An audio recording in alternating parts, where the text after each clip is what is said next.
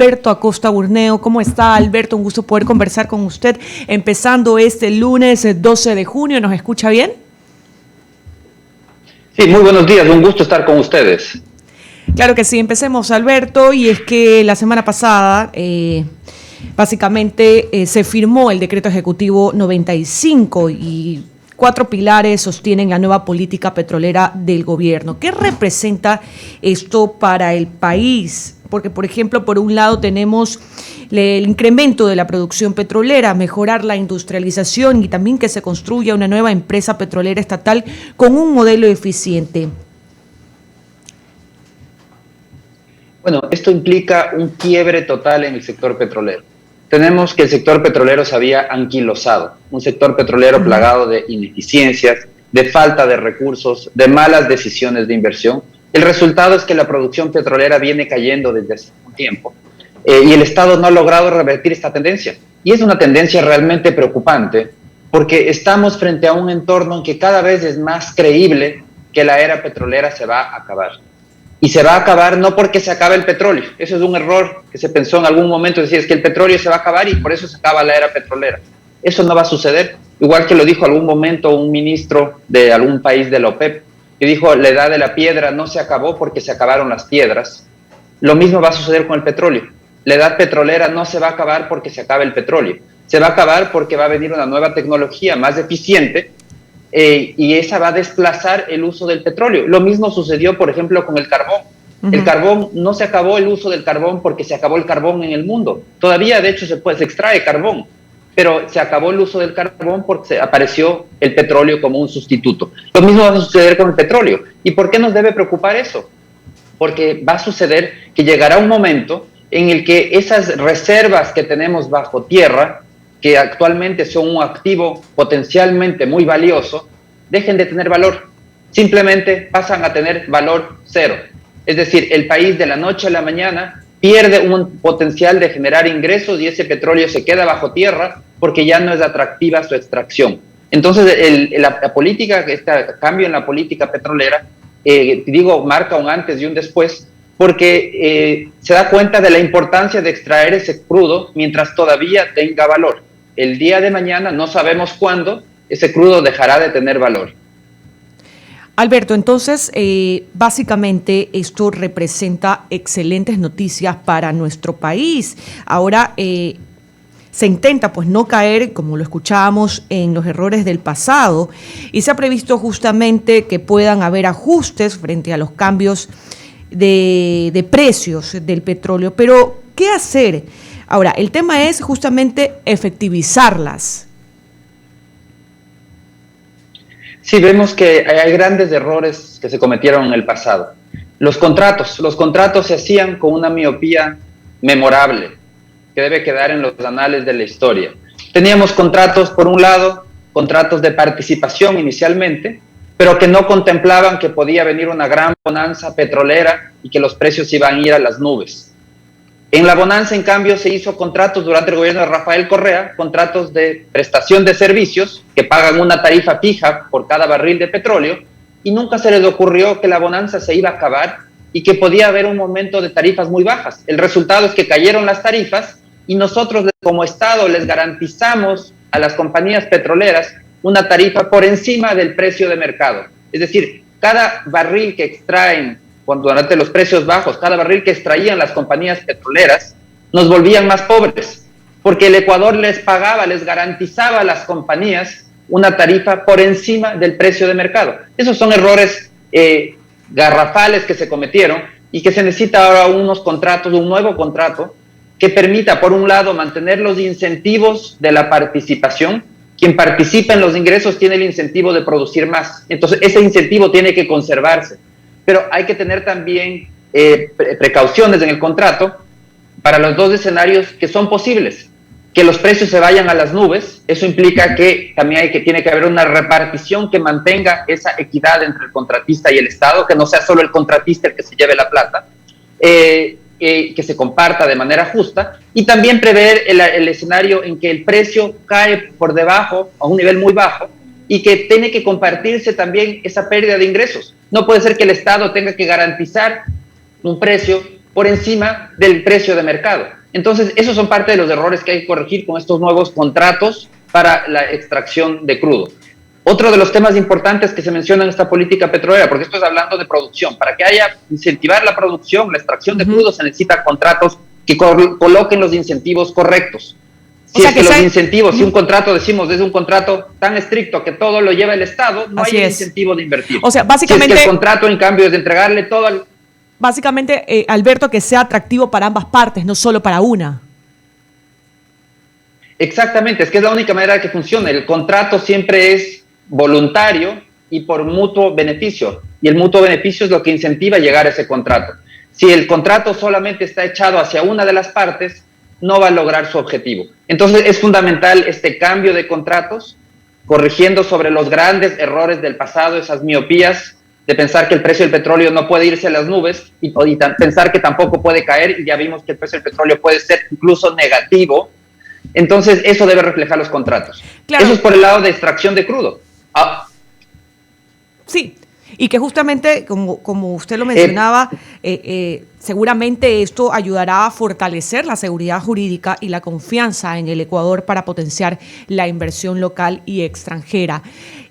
Son las 8 de la mañana con 32 minutos, estamos dialogando con Alberto Acosta Burneo, analista económico.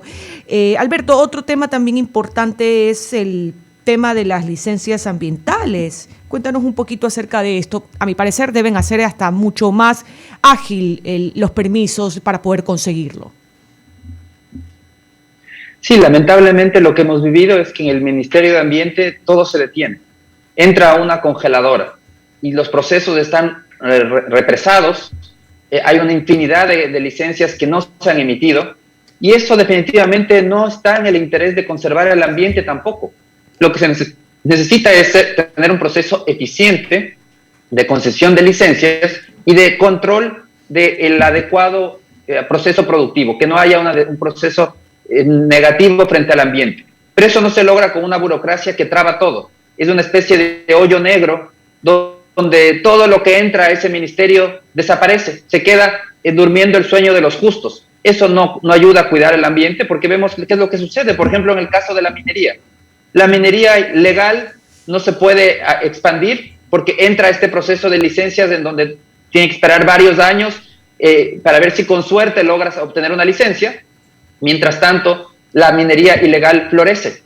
Esa no requiere de licencias, no requiere de permisos, simplemente requiere irse a instalar en cualquier territorio. Entonces, eso es parte de esa malentendida traba desde el Ministerio del Ambiente que no ayuda realmente a cuidar el medio ambiente. Licencias eficientes es necesario para poder extraer de manera responsable los recursos naturales. Sigue con la entrevista mi compañero Ramiro Cepeda. Me gustó esa frase de no se terminó la era de piedra porque se acabaron las piedras, ni el barco dejó de existir porque se inventaron los aviones, ni la comunicación dejó de existir porque tenemos el internet. O sea, cada cosa, dirían en nuestra fe, los signos de los tiempos se aplican también a la evolución de la tecnología y del desarrollo de la humanidad.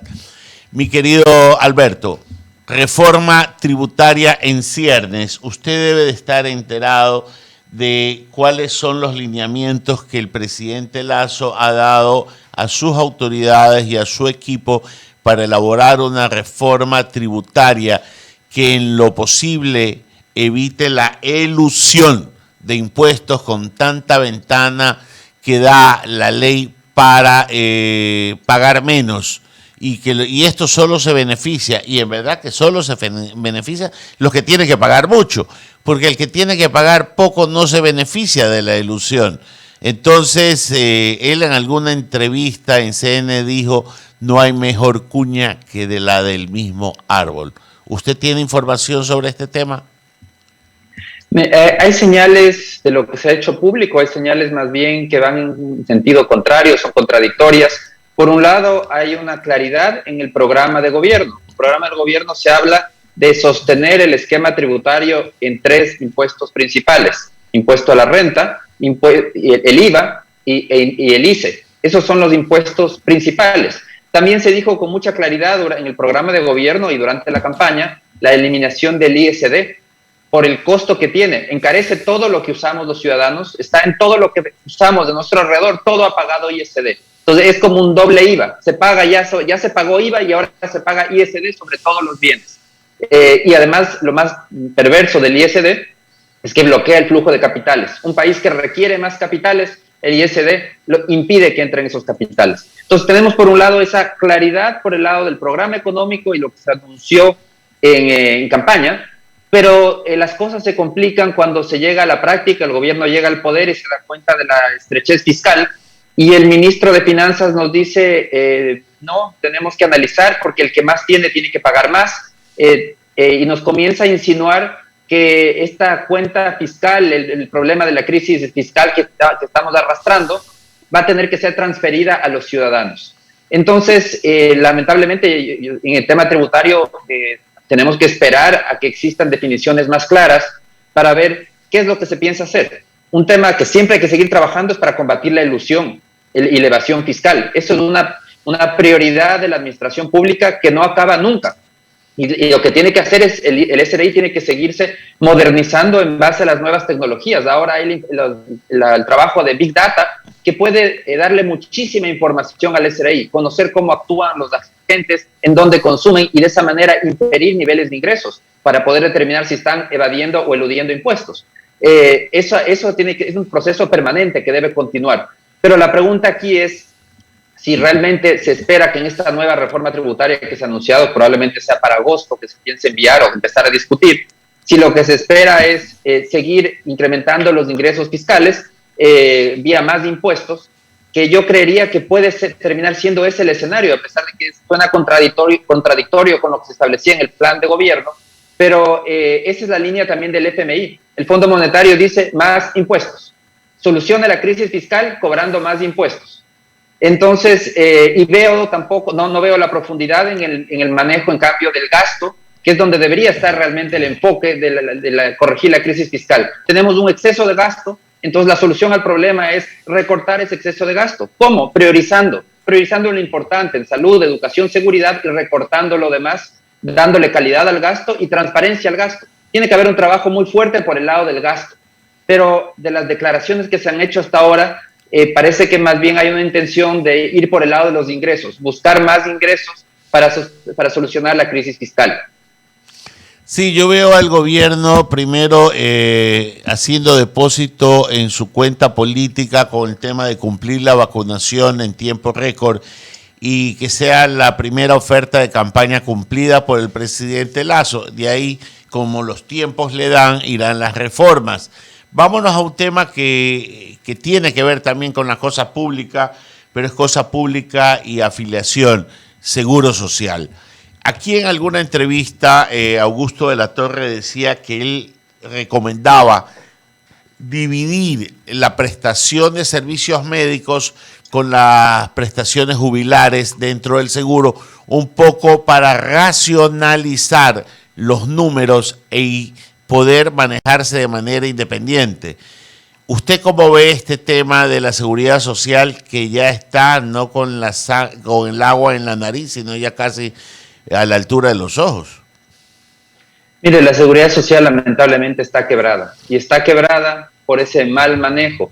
La seguridad social es una actividad que se organiza en el largo plazo, invierte pensando en el largo plazo.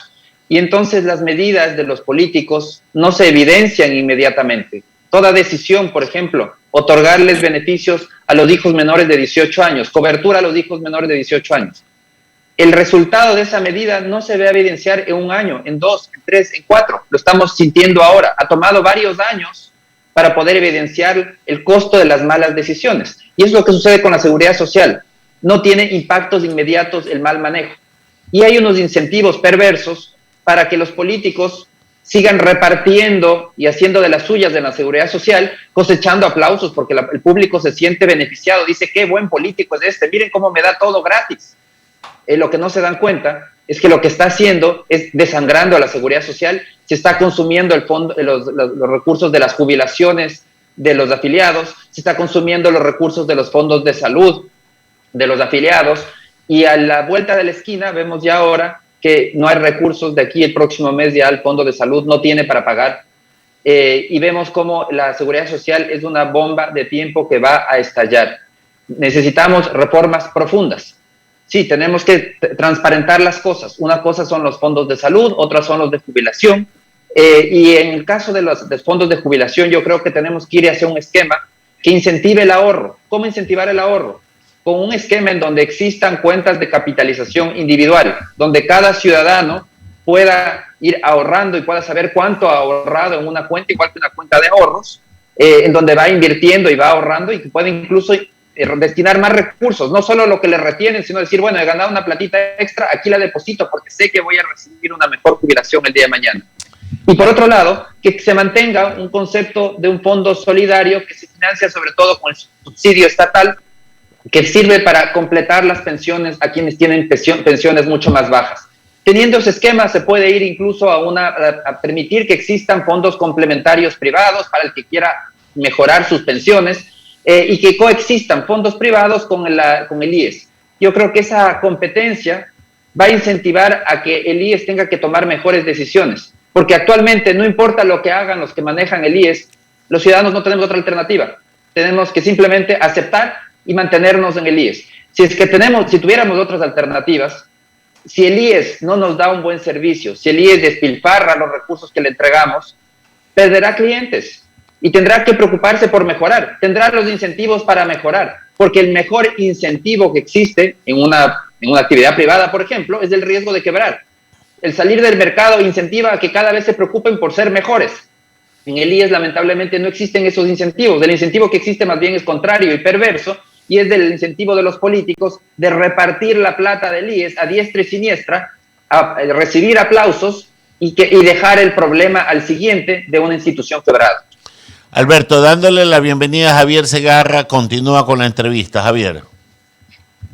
Gracias, Ramiro. Buenos días a todos y también, economista, ¿cómo le va? Buen día. A ver, yo sí quisiera saber cuál es la óptica que tiene usted frente al último semestre de este año a propósito de lo que significa cubrir el déficit, porque la cosa no es sencilla. Hay quienes sostienen que se necesita 8.000 millones de dólares, otros quienes señalan que se necesita más de 13.000 millones de dólares. ¿De dónde o cómo logramos ese dinero para buscar financiar en parte este déficit en el último semestre de este 2021? La situación es tremendamente compleja, pero yo creo que es el momento de cambiar la pregunta. La pregunta no es de dónde vamos a sacar más plata. La pregunta es cómo vamos a usar eficientemente la plata que se dispone. Y eso es un cambio total de concepto. Implica empezar a enfocarse en el origen del problema, que es el gasto, exceso de gasto. Ahí está el problema de la crisis fiscal. Entonces no es cómo le cargo más impuestos al ciudadano, cómo le sigo sacando plata para seguir usando los recursos de manera ineficiente, en acuerdos entre privados, muchísima corrupción. Eso es lo que no se debe buscar. Lo que tenemos que buscar es cómo empezar ya con una auditoría del gasto público de manera inmediata, una auditoría en la que se revise uno a uno los gastos y se determine si esos gastos agregan valor al ciudadano. Y nos vamos a encontrar con maravillas. Nos vamos a encontrar con que mucho de ese gasto público no le agrega ningún valor, no le cambia la vida al ciudadano. Pensemos, algunos ejemplos que ya se han solucionado. La TAME le cambiaba la vida a nuestros hijos, cambiaba la vida de los hijos de la población más pobre, iba a cambiar el futuro del Ecuador. Definitivamente que no. Mucho mejor hubiese sido si en vez de perder 300 millones de dólares, los hubiese destinado esos 300 millones de dólares a mejorar la capacitación de los profesores, para dar un ejemplo. Eso sí hubiera cambiado la vida de nuestros hijos. Otro ejemplo, empresa de ferrocarriles. ¿De qué le sirvió al Estado todos los millones de dólares que ha gastado en la empresa de ferrocarriles? ¿Cambió la vida de la población más pobre del Ecuador? ¿Les permitió ser mejores, conseguir mejor trabajo, estar más habilitados para generar ingresos a futuro? Definitivamente que no. Y entonces así tenemos que ir revisando uno a uno los gastos del Estado dentro de cada entidad. Incluso vamos al Ministerio de Educación, que uno dice, sí, educación es la prioridad, definitivamente es, pero tenemos que revisar al interior del Ministerio de Educación cuánto de ese gasto va a cumplir una papelería innecesaria que no agrega ningún valor. Ese exceso de regulación que se instauró durante todo el correato, que era cada vez más leyes y más equipos para hacer cumplir leyes innecesarias que no le agregan valor. En cambio, el liberarnos de todas estas cargas innecesarias, de estas actividades que no agregan valor, nos va a permitir tener recursos para lo que sí es importante. Por ejemplo, en educación, capacitar a los profesores. Eso agrega valor. Entonces, realmente es urgente tomar medidas por el lado del gasto. Se necesita definiciones, una política clara que entienda que el problema está en el gasto y la solución viene por el lado de un Estado al servicio del ciudadano. Es un concepto totalmente distinto porque hemos estado con una perversión que son ciudadanos al servicio del Estado. Todos tenemos que trabajar para sostener el Estado y no cuestionar lo que hace el Estado. Eso no puede continuar. Mientras tanto, ¿qué hacemos? Porque lo que usted dice, bueno, ahí requiere decisión política, pero ¿qué hacemos hasta ahora? Bueno, mientras tanto, este proceso, lo que yo menciono, no se hace de la noche a la mañana, definitivamente, pero tenemos que empezarlo ya, porque si no lo empezamos, seguimos posponiendo un problema o buscando la solución que no es la correcta. Entonces hay que empezar ya con este proceso de corrección que va a tomar su tiempo, no va a ser inmediato, y por eso es que el endeudamiento también es necesario, pero un endeudamiento no para que siga la fiesta, no para que no hagamos las cosas y simplemente seguir gastando. No, el endeudamiento es para ganar tiempo, el tiempo necesario para hacer los ajustes en el gasto, para poder hacer toda esta auditoría al gasto público, para reordenar el Estado, para transformar el Estado de un Estado obeso a un Estado atlético, un Estado musculoso al servicio del ciudadano. Eso es lo que necesitamos, ese es el gran cambio que hay que dar y para eso se requiere, eso toma tiempo, toma un esfuerzo importante y para eso es el financiamiento que se puede conseguir de organismos multilaterales. Lo importante aquí es que el gobierno tenga claridad en su política pública y a los multilaterales vaya con un programa a presentarles y decirles, este es mi programa de ajuste. Entiendo que usted quiere que yo suba impuestos, entiendo que usted quiere que siga gastando, pero esa no es mi prioridad. Mi prioridad es un Estado al servicio del ciudadano y yo le voy a poner al Estado a régimen, le voy a hacer que haga ejercicio, que se entienda que existe para servirle al ciudadano, especialmente al más pobre. Esa es la visión que se debería tener en el gobierno. Independientemente de todo esto, habría que de alguna u otra manera acudir a los organismos multilaterales de crédito o al Fondo Monetario Internacional o esperamos algún dinero de esos organismos. Bueno, el Ecuador espera recursos de esos organismos. Para este año, inicialmente estaba contemplado alrededor de $5,000 millones entre el Fondo Monetario Internacional y los organismos multilaterales. Ese financiamiento puede superar ese monto. Hay otros valores adicionales que se pueden recibir, como ese reparto de alrededor de $1,000 millones por derechos especiales de giro que piensa hacer el Fondo Monetario Internacional. Entonces, ese financiamiento va a continuar. Yo creo que el gran desafío aquí, y es necesario además, hay que conseguir ese financiamiento, pero el gran desafío es tener claridad en cómo va a venir el ajuste y que ese financiamiento no sea usado simplemente para posponer problemas sin corregirlos. Sí, es para ganar tiempo, sí, el financiamiento es para eso, pero es para poder corregir los problemas, no solamente para posponerlos sin enfrentar el desafío y que el día de mañana la situación sea aún más grave porque no tenemos tanto campo de endeudamiento y los problemas siguen ahí. ¿Y el crecimiento económico de nuestro país cuál va a ser este año? ¿Cuáles son las perspectivas? Bueno, la previsión, estamos viendo ya un rebote este año. El año pasado la economía se contrajo de manera muy fuerte. Estamos hablando que es alrededor de un 8% de contracción. Y para este año, la previsión es que haya un rebote de alrededor de un 3%. Hay que entender claramente qué significa un 3%, porque algunas personas dicen, ¿qué tanto un 3%? Realmente 3% es muy poco. Porque la economía se ha contraído 8 y sube recién 3. Significa que este año todavía vamos a estar lejos de lo que fuimos en 2019. Los empleos de este año van a estar lejos del nivel que hubo en 2019. Entonces, realmente es un rebote modesto que debe ser acelerado a través de políticas públicas que permitan un despertar a la economía. Hay algunas cosas interesantes que se están planteando desde el gobierno, muy importantes a mi parecer. Por ejemplo, esta política de competitividad, eliminar exceso de regulaciones, de trabas a la producción, de simplificar la vida del emprendedor, reducir aranceles, reducir